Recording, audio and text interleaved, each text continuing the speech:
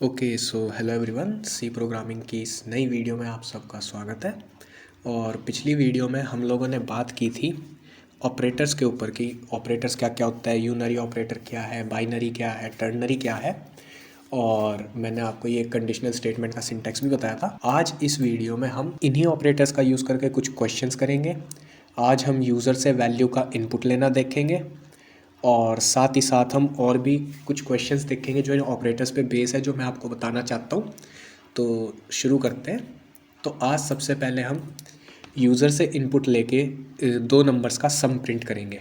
तो यूज़र से इनपुट लेने के लिए हम यूज़ करते हैं स्कैनएफ का, और स्कैनएफ में ही एक चीज़ होती है, वो मैं अभी आपको बताऊँगा। तो सबसे पहले अगर हमें सम करना है तो हमें क्या करना है, सबसे पहले हमें दो वेरिएबल्स लेने हैं। अब दो वेरिएबल्स जो है, मैं यहाँ इंटीजर ले रहा हूँ क्योंकि हम विदाउट उसके फ्रैक्शनल पार्ट के सम करेंगे। ठीक है, तो यहाँ पे मैंने ले लिया इंट एक्स कोमा वाई। अब आप यहाँ पे जो वेरिएबल्स है वो एक लाइन में भी डिक्लेयर कर सकते हो ऐसे, अगर सारे इंटीजर्स हैं तो कॉमा लगा के आप उन्हें ऐसे डिक्लेयर कर सकते हो। ठीक है, इसके बाद हम यूज़र को एक मैसेज देंगे और उस मैसेज में हम लिखेंगे एंटर फर्स्ट वैल्यू, और यहाँ पे दे देंगे कॉलन और एक बैकस्लैश n, ताकि यूज़र जो अपना इनपुट है वो नेक्स्ट लाइन में दे। इसके बाद हम यहाँ पे जो चीज़ यूज़ करेंगे वो हम यूज़ करेंगे स्कैनएफ। अब स्कैनएफ का सिंटैक्स वगैरह अभी मैं आपको बताऊँगा। तो स्कैनएफ किस लिए यूज़ होता है? स्कैनएफ यूज़ होता है, आप यूज़र से जब भी इनपुट लोगे तो आप स्कैनएफ को यूज़ करोगे। इसमें आपको सिंटैक्स कैसे करना है, यहाँ पे ब्रैकेट्स लगा देने हैं। ब्रैकेट्स के बाद आपको लगाने हैं डबल इन्वर्टेड कॉमास, और इसके अंदर आपको फॉर्मेट स्पेसिफायर लेना है कि आप किस डेटा टाइप का जो इनपुट है वो ले रहे हो। जैसे मैं यहाँ पे इंटीजर एज इनपुट ले रहा हूँ तो मैं यहाँ पे लगाऊंगा %d। अब %d के बाद हम डबल कोट्स में से बाहर आएंगे और कॉमा लगा के हमें जो वैल्यू है वो किस वेरिएबल में स्टोर करनी है उसका हम यहाँ पे एड्रेस दे देंगे, उसकी लोकेशन दे देंगे। तो उसके लिए हम यूज़ करेंगे %, और यहाँ पे मैं लिख दूंगा x। तो जो मेरा पहला जो भी मेरा इनपुट होगा, जो भी यूज़र मुझे पहला इनपुट देगा वो x में स्टोर हो जाएगा। इसके बाद हम इसी को कर लेंगे दोबारा से कॉपी, और इसको भी स्कैनएफ को भी कॉपी कर लेंगे। इसको मैं यहाँ पे पहुँचा दूंगा। तो ये हो गया हमारा पहला इनपुट। यहाँ पे हम डाल देंगे फर्स्ट के बजाय second value, enter second value, और यहाँ पे हम डाल देंगे y, क्योंकि सेकंड वैल्यू जो है वो हमें y में स्टोर करानी है। अब इसके बाद हम प्रिंट करा देंगे इन दोनों का सम। तो मैं यहाँ पे प्रिंट एफ लूँगा और यहाँ पे एक लाइन छोड़ूंगा। कोड ऐसे ही रीडेबल रखने के लिए ऐसे छोड़ता हूँ मैं, बाकी इसका कोई यूज़ नहीं है। फिर यहाँ पे हम लिख देंगे प्रिंट एफ में, यहाँ पे हम डाल देंगे द सम इज़, और यहाँ पे कॉलन लगाएंगे और यहाँ पे दे देंगे %d, क्योंकि हमें जो सम प्रिंट करना है वो दो इंटीजर्स का करना है और उसका एंड आंसर भी इंटीजर ही आएगा। अब हम इसको दो तरीके से कर सकते हैं, या तो दोनों इनपुट लेने के बाद एक अलग वेरिएबल में उनका सम स्टोर कराओ, या फिर मैं एक वेरिएबल एक्स्ट्रा नहीं लेना चाहता, क्योंकि सी में आप जितने कम वेरिएबल्स रख सको उतना अच्छा है। तो यहाँ पे मैं लिख दूंगा x + y। तो अब यहाँ पे क्या होगा, मेरा जो सम है जो मैंने यूज़र से इनपुट लिया है उन वैल्यूज़ का सम प्रिंट हो जाएगा। तो इसको रन करके देखते हैं सेव करके। तो यहाँ पे आ गया enter first value. Enter first value में मैं डाल दूंगा 5 और सेकंड वैल्यू में मैं डाल दूंगा 6। तो यहाँ पे सम मेरे पास 11 प्रिंट होके आ गया है। सेम इसी तरीके से जो है हम डिफरेंस भी प्रिंट करवा सकते हैं। सेम ऐसे ही हम मल्टीप्लिकेशन भी कर सकते हैं और डिवीजन भी कर सकते हैं। अब इसमें स्कैनएफ में एक चीज़ है जो मैं आपको बताना चाहूँगा, जो कि है ff फ्लश। तो इससे मैं कहना क्या चाहता हूँ, तो यहाँ पे हम एक इंटीजर बना लेंगे, सिर्फ एक x को ही रखेंगे, और एक मैं बनाऊँगा कैरेक्टर, कैर ch नाम से मैं एक कैरेक्टर वेरिएबल बनाऊँगा। अब यहाँ पे मैं क्या करना बताना चाहता हूँ, सबसे पहले तो मैं प्रिंट एफ डाल लूँगा और इसमें डाल लूँगा एंटर दी कैरेक्टर सेमीकॉलन, यहाँ पे बैकस्लैश n, ताकि यूज़र जो इनपुट दे वो नेक्स्ट लाइन में दे। इसके बाद यहाँ पे मैं डाल दूँगा स्कैनएफ, और हमारा कैरेक्टर के लिए जो फॉर्मेट स्पेसिफायर होता है वो होता है %c। तो %c यहाँ पे डाल दूँगा और एड्रेस दे दूँगा ch का %ch। अब इसके बाद जो है मैं इंटीजर को एज इनपुट लूँगा, तो इसी कोड को मैं कर लूँगा कॉपी करके नीचे यहाँ पे पेस्ट कर लूँगा। यहाँ पे मैं कैरेक्टर के बजाय इंटीजर डाल दूँगा, इंटीजर, और यहाँ पे इंटीजर के लिए मैं यूज़ करूँगा %d और इसको मैं स्टोर कराऊँगा x में। तो अब क्या होगा, मैं पहले प्रिंट भी डाल देता हूँ इनकी, प्रिंट स्टेटमेंट दोनों की। तो प्रिंट एफ को मैं कॉपी कर लूँगा और यहाँ पे पेस्ट करूँगा 2 बार, क्योंकि मुझे कैरेक्टर और इंटीजर दोनों को ही प्रिंट कराना है। तो यहाँ पे मैं डाल दूँगा इंटीजर एंटर्ड इज, यहाँ पे मैं यूज़ करूँगा %d, यहाँ पे मैं कॉमा डाल लूँगा और यहाँ पे मैं अपना प्रिंट करवा दूँगा x। सेम हम कैरेक्टर के लिए करेंगे, कैरेक्टर एंटर्ड इज, यहाँ पे लगा देंगे कॉलन, अच्छा कॉलन पहले से ही था, यहाँ पे हम यूज़ करेंगे %c और यहाँ पे मैं प्रिंट करा दूँगा कैरेक्टर को, जो कि है मेरा ch। तो अब ये कोड कैसे रन करेगा, एक बार सेव करके रन करके देखते हैं। एज एक्सपेक्टेड ये वर्क करेगा, पहले मेरे से कैरेक्टर इनपुट लेगा, फिर इंटीजर इनपुट लेगा, फिर दोनों को प्रिंट कर देगा। तो इसको रन करके देखते हैं। तो आ गया कैरेक्टर, मैंने यहाँ पे करा a और इंटीजर आ गया 5। तो ये आ गया है integer entered is 5, character entered is a। पर क्या होगा अगर मैं इस प्रोग्राम को रिवर्स करूँ? रिवर्स में क्या कहना चाह रहा हूँ कि मैं इंटीजर जो है उसको पहले इनपुट ले लूँ और कैरेक्टर को बाद में इनपुट लूँ। ठीक है, अब मैं यहाँ पे इंटीजर को पहले इनपुट ले रहा हूँ, कैरेक्टर को ले रहा हूँ बाद में। तो अब मैं जब इसे रन करूँगा तो इसने मेरे से पूछा इंटीजर, मैंने डाल दिया 5 और कोड रुका नहीं। इसने यहाँ पे स्कैनएफ ने मेरे से कैरेक्टर का इनपुट नहीं लिया और कैरेक्टर एंटर्ड भी ये आ गया है, ब्लैंक आया है। तो ये क्यों हुआ है? सबसे पहले मैं इसको फिक्स करने का तरीका बताता हूँ। यहाँ पे आपको यूज़ करना है fflush, ये इस फंक्शन को आपको यहाँ पे यूज़ करना है। अगर इसे यूज़ नहीं करोगे, ये केस सिर्फ इसी के साथ होता है कि अगर आपका जो इंटीजर है, इंटीजर के बाद आप कैरेक्टर इनपुट ले रहे हो या किसी भी चीज़ के बाद आप अगर कैरेक्टर इनपुट ले रहे हो तो प्रोग्राम आपका नहीं रुकेगा। वो चीज़, ये सिंगल कैरेक्टर के लिए मैं बता रहा हूँ, आपका प्रोग्राम है वो आगे रन कर जाएगा। और यहाँ पर मुझे फ़ाइल का नाम डालना पड़ेगा और फाइल के नाम में मैं अभी stdin डाल दूँगा। तो इसके बारे में अभी टेंशन लेने की ज़रूरत नहीं है, stdin का होता है स्टैंडर्ड इनपुट। अब यहाँ पे जब मैं इंटीजर डालूंगा तो 5 और यहाँ पे कैरेक्टर के लिए ये रुका है, यहाँ पे मैं डाल दूंगा कैरेक्टर में c। अब आउटपुट आया है 5 और c। तो ये क्यों हुआ? यहाँ पे ये जो ये fflush है मुझे क्यों डालना पड़ा? क्यों ये इंटीजर के बाद मेरा कैरेक्टर इनपुट नहीं ले रहा है, सीधा जंप करके मुझे printf दिखा रहा है? तो इसके लिए आपको थोड़ा सा समझना पड़ेगा कि आपका जो कीबोर्ड है वो इनपुट कैसे देता है। जो fflush है ये बफर को क्लियर करने के लिए यूज़ होता है। अगर मैं यहाँ पे आपको दिखाऊं न्यू टैब में मे बी, हाँ, तो ये वाली बहुत अच्छी चीज़ है। तो ये देखो, इसके लिए बेसिकली आपको ये समझना है कि जो आपका कीबोर्ड है वो इनपुट कैसे दे रहा है। तो सी, जब भी आप कोई भी अपना इनपुट डालते हो उसके बाद आप क्या करते हो, यहाँ पे अगर आप कुछ भी इनपुट डाल लोगे, इनपुट डालने के बाद आप एंटर दबाओगे। अब एंटर क्या होता है? एंटर आपका एक एस्केप सीक्वेंस कैरेक्टर होता है जो होता है \n। आता वो भी कैरेक्टर में ही है, पर वो एक एस्केप सीक्वेंस कैरेक्टर है जो स्क्रीन पे प्रिंट नहीं होता। तो जब भी आप अपने कीबोर्ड पे कुछ भी टाइप करते हो वो सारी चीज़ यहाँ एक बार बफर में जाती है।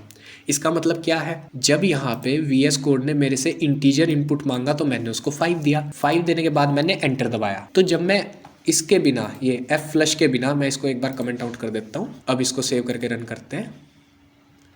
तो यहाँ पे जब ये मेरे से इंटीजर इनपुट मांगेगा मैं दबाऊंगा 5 और 5 दबाने के बाद मैं दबाऊंगा एंटर। अब चूंकि एंटर एक एस्केप सीक्वेंस कैरेक्टर है \n, तो वो यहाँ पे जो कैरेक्टर है इसने \n को एज कैरेक्टर इनपुट ले लिया और यहाँ पे इसने देखो न्यू लाइन दी हुई है, क्योंकि \n न्यू लाइन के लिए होता है कैरेक्टर। तो यहाँ पे जो इनपुट है वो एक न्यू लाइन है और आउटपुट में भी एक न्यू लाइन प्रिंट हो गई। ऐसा इसलिए हुआ, जब भी आप यहाँ से कीबोर्ड से इनपुट दोगे, जैसे सपोज 5 और एंटर, तो वो चीज़ सबसे पहले बफर में जाएगी। तो बफर में पहले क्या चला जाएगा? बफर में पहले चला जाएगा आपका 5 और उसके बाद आ जाएगा \n।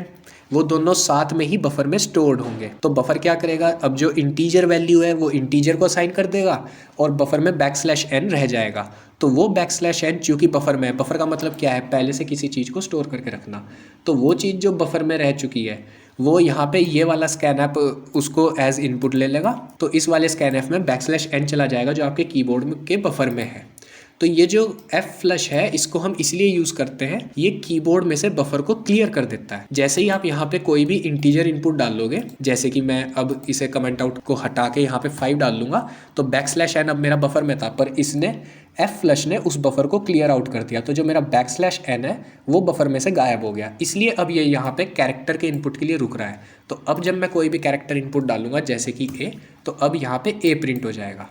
अगर आप इस फंक्शन को यहाँ पे यूज़ नहीं करोगे तो आपके कीबोर्ड के बफर में जो भी चीज़ होगी वो एज उसे इनपुट ले लेगा।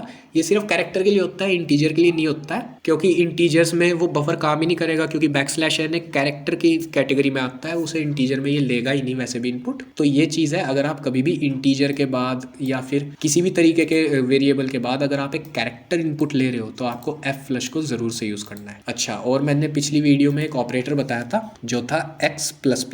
तो ये क्या करता है, सिंपली वैल्यू को बाय 1 पहले ऐड करता है, उसके बाद उसको x में स्टोर करता है।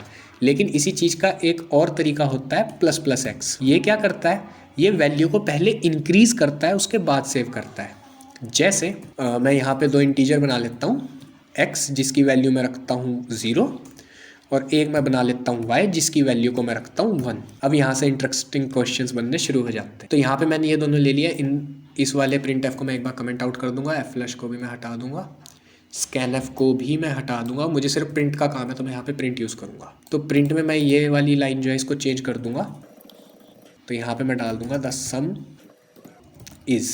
अब यहाँ पे जो इंटरेस्टिंग क्वेश्चन है वो आपका बनना शुरू होता है। पहला, मैंने आपको कहा कि x++ जो है x की वैल्यू बाय 1 ऐड हो जाएगी, पर वो यहाँ पे यूज़ नहीं होगी, x आपका पुराना ही यूज़ होगा, बट वो इस कमांड के बाद उसको बाय 1 ऐड करके दोबारा से x में स्टोर कर देगा। ये अभी मैं जब सम प्रिंट करके दिखाऊंगा तो आपको ज़्यादा अच्छे से आएगा समझ में। और यहाँ पे y, अब ये जो मैंने लाइन लिखी है x++ y, इससे आप क्या एक्सपेक्ट कर रहे हो, आउटपुट क्या आएगा? आप सोचोगे कि यहाँ पे x++ कर दिया तो बाय 1 प्लस हो गया है, जो कि आप बिल्कुल सही सोच रहे हो। x यहाँ पे बाय 1 ऐड हो चुका है और x+y, अब 1 + 1 आपका आंसर आना चाहिए 2, बट इन रियलिटी आंसर आपका 2 नहीं आएगा। यहाँ पे आपका जो आंसर आएगा वो आएगा 1। सी मैंने परसेंटाइल d यहाँ पे नहीं दिया हुआ है, परसेंटाइल d। अब जब मैं इसे सेव करके रन करूँगा तो आंसर 1 आ गया है। अब यहाँ 1 क्यों आया है? x++ क्या करता है, x की वैल्यू को बाय 1 ऐड तो कर देता है, लेकिन जब आप उसे ऐसे कहीं पे यूज़ करोगे तो पहले वो x की ओरिजिनल वैल्यू को ही इनपुट लेगा, बाद में उसको ऐड करेगा। यही अगर आप सेम लाइन एक बार और कॉपी करके यहाँ नीचे पेस्ट करके यूज़ करोगे, अब आपके पास जो आंसर आएगा वो 2 आएगा, क्योंकि यहाँ पे x पहले से 1 है और यहाँ पे आप x++ कर रहे हो, वो 2 हो जाएगा इस वाली लाइन के बाद। ठीक है, इस लाइन के एग्जीक्यूट होने के बाद ये देखो सम यहाँ पे 2 आ गया है। लेकिन यही चीज़ अगर मैं ++x के साथ करूँ तो ये क्या करेगा, पहले x की वैल्यू में 1 ऐड करेगा, उसके बाद उसको यूज़ करेगा। तो यहाँ पे जो आपका आंसर है वो 1 + 1 2 आएगा। एक बार इसको सेव करके रन करते हैं। सी, यहाँ पे आपका आंसर आ गया है 2। सेम चीज़ माइनस ऑपरेटर के साथ होती है। ये आपकी मेमोरी के साथ थोड़ी सी एक छेड़खानी वाले क्वेश्चन है, मैं आपको बता रहा हूँ मेमोरी में कैसे स्टोर होते हैं। अगर ये चीज़ अब मैं y के साथ करता हूँ, y अगर मैं पहले यहाँ पे ++ दूंगा, अब आप मुझे सोच के बताओ एक बार आपका आंसर क्या है। आप क्या सोच रहे हो? यहाँ पे ++x है, यहाँ y++ है, x की वैल्यू है 0, y की वैल्यू है 1, तो यहाँ पे मेरा आंसर 2 आना चाहिए। अगर आप 3 सोच रहे हो तो आप गलत हो, यहाँ पे आंसर आपका 2 आएगा। सी, सम आ गया है 2। ये इसलिए प्रिंट हुआ है, x की वैल्यू को तो हमने पहले बाय 1 ऐड किया, उसके बाद उसको यूज़ किया, लेकिन y की वैल्यू को हमने पहले यूज़ करा, उसके बाद उसमें 1 को ऐड किया है। ठीक है, अब यहाँ से आपके ऐसे क्वेश्चन बनते हैं जैसे x++, फिर यहाँ पे ++x y++, इसमें से मैं माइनस कर दूंगा -y, फिर यहाँ से मैं प्लस कर दूंगा ++y। तो ये क्या हो रहा है, यहाँ पे ये वाली जो टर्म है ये एक दूसरे को कैंसिल आउट कर दे रही है, 0 हो जा रही है। ठीक है, तो यहाँ से तो ये वैल्यू 0 हो गई, हमें सिर्फ इसका कैलकुलेट करना पड़ेगा, तो आंसर फिर से आपका सेम ही आएगा। सी, यहाँ पे आंसर आ गया है 3। द रीज़न, यहाँ पे मैंने पहले क्यों कहा ये वाली टर्म एक दूसरे को कैंसिल आउट कर रही है, इसलिए कहा क्योंकि यहाँ पे हर कोई मैथमेटिक्स लगाने लगता। आप यहाँ पे जो बेसिक मैथमेटिक्स के जो रूल्स हैं उनको अप्लाई नहीं कर सकते, यहाँ पे चलती है एसोसिएटिविटी। तो ये प्रोग्राम को कैसे देखता है, ये सिंपली ये बताने का मेरा तरीका है आपको कि आपके जो बाइनरी ऑपरेटर्स है वो कैसे काम कर रहे हैं। बाइनरी ऑपरेटर्स ऐसे काम नहीं करेंगे, माइनस के इधर वाली वैल्यूज को ऐड करा, माइनस के इधर वाली वैल्यूज को ऐड करा, फिर प्लस करा या माइनस करा, नहीं, वो ऐसे काम नहीं करेंगे। बाइनरी ऑपरेटर्स जो है आपके वो सिर्फ 2 वेरिएबल्स पे एक बारी में काम करेंगे और करेंगे लेफ्ट से राइट। तो जो कंप्यूटर है वो आपके प्रोग्राम को कुछ ऐसे पढ़ेगा, पहले इन दोनों को एग्जीक्यूट करेगा। यहाँ पे आपका आंसर क्या आएगा 1 + 1, यहाँ पे आपका आंसर कितना हो गया 2, लेकिन y में जो वैल्यू हो चुकी है वो हो चुकी है अब यहाँ पे 2, तो माइनस y कितना हो जाएगा 1। ठीक है, तो यहाँ पे 2 - 1 1, अब फिर यहाँ से ++y, y में वैल्यू थी 1 लेकिन यहाँ पे हो जाएगी 2 और यहाँ पे हमारे पास बचा है 1, तो 1 + 2 हो जाएगा 3। तो तो इस तरीके से यहाँ पे इनकी जो मैथमेटिक्स है वो काम करती है। और अब इसी उसमें मैं आपको एक क्वेश्चन दे देता हूँ।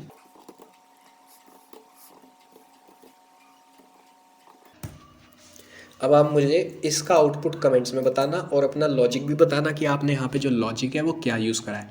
सिंपली कुछ नहीं करना है, आपको लेफ़्ट से राइट जाना है, पहले इन दोनों को करना है, फिर एक बार आपको मेमोरी में ध्यान रखना है कि यहाँ पे जो वैल्यू है वो y की क्या हो चुकी है, क्योंकि y की वैल्यू बार बार चेंज होगी, x की वैल्यू भी बार बार चेंज होगी। ये प्लस का भी आपको ध्यान रखना है कि ये वेरिएबल के पहले है या बाद में है। सी कैसे काम कर रहा है, यहाँ पे x की वैल्यू को पहले हम बाय 1 ऐड कर रहे हैं, फिर x की वैल्यू को उठा रहे हैं। तो यहाँ पे हमारी x की वैल्यू 0 थी, अब मेमोरी में स्टोर हो चुकी है 1। यहाँ पे हम y की वैल्यू को पहले यूज़ कर रहे हैं, उसके बाद हम उसमें प्लस प्लस ऑपरेटर लगा रहे हैं। तो y की वैल्यू अभी है 1, तो 1 + 1 हो जाएगा 2, और अब y में आ चुका है 2। यहाँ पे माइनस कर रहे हैं प्लस प्लस y, तो माइनस हम कर देंगे 3। इस तरीके से आपको इस इक्वेशंस को सॉल्व करना है। अच्छा, इसके बाद एक और इंटरेस्टिंग चीज़ है, मैं आपको बताता हूँ। मैंने पिछली बार कहा था एक सीक्वेंस में चीज़ें प्रिंट होती है, अब आपको एक और बात मैं बताऊंगा। यहाँ पे बेसिकली कुछ नहीं, हम स्टैक की बात करने वाले हैं। x = 30 ये कर दिया है मैंने, और इसको मैं हटा दूंगा, और यहाँ पे ये जो 10 सम है इसको भी हटा दूंगा। मैं यहाँ पे 3 परसेंटाइल d जो है उनको प्रिंट करूँगा \t दे दे के, \t percentile d \t percentile d। ठीक है, अब मैं यहाँ पे जो प्रिंट कराऊंगा वो क्या कराऊंगा, x पहले मैं आपका प्रिंट करवाता हूँ ≠ 30, और इसके बाद जो है मैं सेकंड परसेंटाइल में चाहता हूँ। तो यहाँ पे आपका एक्सपेक्टेड आउटपुट क्या है, आप क्या एक्सपेक्ट कर रहे हो आउटपुट में। पहला परसेंटाइल d क्या शो कर रहा है, x ≠ 30। तो क्या x ≠ 30 है, ये कंडीशन तो फॉल्स है, तो यहाँ पे क्या प्रिंट होना चाहिए, ट्रू, यानी इसका आंसर 1 आना चाहिए। ठीक है, सेकंड परसेंटाइल d x = 35 को प्रिंट करेगा, तो यहाँ पे आंसर आ जाएगा 35। और यहाँ पे परसेंटाइल d क्या कह रहा है, x < 35, क्या x 35 से छोटा है, तो द आंसर इज़ फॉल्स, क्योंकि x तो 35 है, तो यहाँ पे आ जाना चाहिए 0। तो आपका आउटपुट, एक्सपेक्टेड आउटपुट क्या है, 0 35 0। ठीक है, अब यहाँ पे आपको ये जान के हैरानी होगी, जो आंसर आएगा वो ये नहीं आएगा। सी, ये तो दोनों कंडीशन ट्रू कह रहा है, जबकि हमारी दोनों कंडीशन फॉल्स है, और x = 35 ही ट्रू है। ऐसा इसलिए हो रहा है क्योंकि जो C है वो यूज़ करता है स्टैक। स्टैक क्या कहता है, फर्स्ट इन लास्ट आउट। अब स्टैक से आप कैसे समझते हो चीज़ों को। सपोज़ आपके टीचर ने आपसे बुक्स मांगी है चेकिंग के लिए, अब आप टीचर को अपने बुक्स दे रहे हो चेक करने के लिए, तो क्या होगा, जिस बंदे ने सबसे लास्ट में अपनी कॉपी रखी है उसकी कॉपी सबसे पहले चेक होगी। क्यों, क्योंकि उसकी कॉपी टॉप पे होगी, और जो बच्चा सबसे पहले अपनी कॉपी को रखेगा उसकी कॉपी सबसे लास्ट में चेक होगी। क्यों, क्योंकि उसने सबसे नीचे रखी है। तो सी हमारा जो है वो कुछ इस तरीके से चीज़ों को लेता है कि जो चीज़ आप पहले डालोगे उसका आउटपुट आपको लास्ट में मिलेगा, और जो चीज़ आप लास्ट में डालोगे उसका आउटपुट आपको पहले मिलेगा। तो ये जो 1 है ये यहाँ पे x ≠ 30 का नहीं है, ये x < 35 के लिए ट्रू है, क्योंकि ये हम कंडीशन जो है ये हमने सबसे लास्ट में printf में डाल ली है, इसलिए ये इस कंडीशन को सबसे पहले चेक कर रहा है। तो क्या s < 35 है, the answer is true, x < 35 है। अब यहाँ पे सेकंड जो है वो तो x = 35 है, तो ये तो x = 35 ही दे देगा, ये वाला परसेंटाइल d। और ये जो थर्ड वाला परसेंटाइल d है ये हमारी फर्स्ट कंडीशन को चेक करेगा। अब क्योंकि x की वैल्यू मैंने 35 कर दिया, तो क्या x ≠ 30, the answer is true, तो यहाँ पे आ चुका है ट्रू।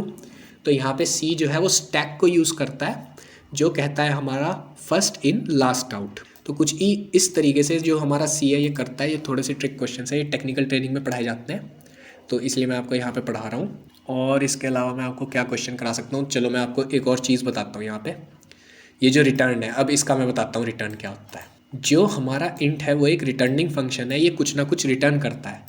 तो यहाँ पे जब एग्जीक्यूट हो जाएगा, मेन किसको रिटर्न करेगा, मेन तो किसी को भी रिटर्न नहीं करेगा, क्योंकि मेन को कोई फंक्शन कॉल नहीं कर रहा है। ठीक है ना, हर फंक्शन को कोई ना कोई अदर फंक्शन कॉल करता है, तो जब कोई कॉल करता है तो उसे रिटर्न में कुछ देना पड़ता है। अब आप किसी को किसी काम से बुलाओगे तो वो आपको कोई काम करके देगा। अब मेन फंक्शन क्या है, ये तो डायरेक्ट ही, ये तो सबका मालिक है, इसे ये किसको ही रिटर्न करेगा, ये तो किसी को कुछ रिटर्न नहीं करेगा। तो इसलिए यहाँ पे हम रिटर्न 0 डालते हैं, क्योंकि ये कुछ भी रिटर्न नहीं करेगा, यहाँ आके जो कोड है वो एग्जिट हो जाएगा। अब रिटर्निंग फंक्शन की बात चलिए, तो यहाँ पे मैं एक इंट वेरिएबल ले लूँगा x, और इस x की जो मैं वैल्यू है वो मैं = डाल दूँगा। यहाँ पे मैं डाल दूँगा प्रिंट एफ में मैं डाल दूँगा सपोज़ मेरा नाम डाल दिया मैंने। ठीक है, अब यहाँ पे मैं जो है प्रिंट करवाऊँगा percentile d, value of x. तो यहाँ पे मैं x की जो वैल्यू है उसको मैं प्रिंट करवाना चाह रहा हूँ। अब सबसे पहली तो आप मुझे बात बताओ, आपको क्या लगता है कि ये जो प्रोग्राम है वो रन करेगा या एरर देगा? रन करेगा, ये रन करेगा। अब ये जो कैर 6 को भी इग्नोर करो, इसे मैं बताऊँगा ये क्या है। तो सबसे पहली बात ये रन करेगा, अगर ये रन नहीं करता तो यहाँ पे मुझे एरर मिल जाता कि ये जो है ये आपने गलत लिख दिया, ये एग्जीक्यूटेबल फंक्शन है, ठीक है। अब यहाँ पे ये आउटपुट क्या देगा? तो जो हमारा प्रिंट एफ है वो एक रिटर्निंग फंक्शन है। प्रिंट एफ जब भी कुछ भी आप प्रिंट एफ में डालते हो तो प्रिंट एफ एक वैल्यू रिटर्न करता है। और वो क्या वैल्यू रिटर्न करता है? आप प्रिंट एफ में यहाँ पे जो कुछ भी लिख दोगे प्रिंट एफ उसकी वैल्यू को रिटर्न करेगा। जैसे यहाँ पे मैंने अपना नाम लिखा है तो इसमें कितने कैरेक्टर्स हैं? 1, यहाँ पे आप काउंट कर सकते हो 1 2 3 4 5, तो यहाँ पे 5 कैरेक्टर्स हैं। तो printf क्या है, इन पांचों कैरेक्टर्स का काउंट जो कि 5 है उसको रिटर्न कर देगा और वो वैल्यू यहाँ पे स्टोर हो जाएगी x में। तो अब जब मैं x को प्रिंट करवाऊँगा तो देखो आंसर आ गया अर्जुन 5। पहले printf ही यूज़ हो रहा है, ये मेरा नाम प्रिंट कर रहा है, उसके बाद ये यहाँ पे %d x को प्रिंट कर रहा है जिसमें वैल्यू आ गई है 5। इसको अगर मुझे और अच्छे से लिखना है तो मैं यहाँ पे \n दे दूँगा, \n तो सी। अब इसने यहाँ पे 6 रिटर्न करा है। अब इसने 6 रिटर्न क्यों करा है? क्योंकि यहाँ पे मैंने \n यूज़ करा है। \n भी एज कैरेक्टर काउंट होता है, इसलिए यहाँ पे 6 रिटर्न कर रहा है। लेकिन अगर मैं इस \n को यहाँ से हटा के यहाँ इस %d वाले में लगा दूंगा तो सी, मेरे नाम में जितने कैरेक्टर्स है इसने उनकी वैल्यू को रिटर्न कर दिया। तो printf आपको याद रखना है, printf एक रिटर्निंग फंक्शन है। ये क्या रिटर्न करता है? जो भी आप यहाँ लिख दोगे वो एक स्ट्रिंग काउंट होगी। स्ट्रिंग क्या होती है? Crumble of words, crumble of characters, उसको हम स्ट्रिंग कहते हैं। मेरा नाम है क्रम्बल ऑफ कैरेक्टर्स है कंप्यूटर की भाषा में। तो इसमें कितने कैरेक्टर्स आए हैं? 5, 1 2 3 4 5। तो ये 5 कैरेक्टर्स में इसने जो वैल्यू है 5 वो x को रिटर्न करती है, x में सेव करती है। अब अगर आप x को कहीं पे भी प्रिंट करोगे तो उसकी वैल्यू 5 हो चुकी है। तो printf एक रिटर्निंग फंक्शन है। इसके अलावा भी मैं आपको एक क्वेश्चन दूंगा, उसके बाद हम इस वीडियो को एंड करेंगे। मैं x में वैल्यू जो है वो डाल रहा हूँ। अब यहाँ पे क्या होगा, सबसे पहले तो मेरा नाम ही प्रिंट होगा कहीं पे भी, क्योंकि यहाँ पे मैंने अपना नाम डाल दिया इनपुट में। तो मैं आपको आउटपुट में वो नहीं चाहता हूँ, आप वो नाम छोड़ दो, नाम तो प्रिंट हो ही जाएगा। मैं जो आपको चाहता हूँ जिसका आप मुझे आंसर करके दो, इसके पहले यहाँ पे मैं \n लगा लेता हूँ। नेक्स्ट लाइन में आउटपुट आएगा।